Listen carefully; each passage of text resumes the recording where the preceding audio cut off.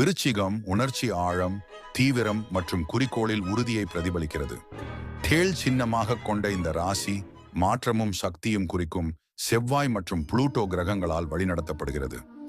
காந்த கவர்ச்சி, அச்சமற்ற மனநிலை மற்றும் எல்லையற்ற முன்னேற்ற ஆற்றலுக்காக விருச்சிக ராசிக்காரர்கள் மதிக்கப்படுகிறார்கள். வெளிப்படையான தோற்றங்களை தாண்டி உணர்வதற்கான அபார திறமையுடன் அவர்கள் சவால்களை அர்த்தமுள்ள வாய்ப்புகளாக மாற்றுகின்றனர்.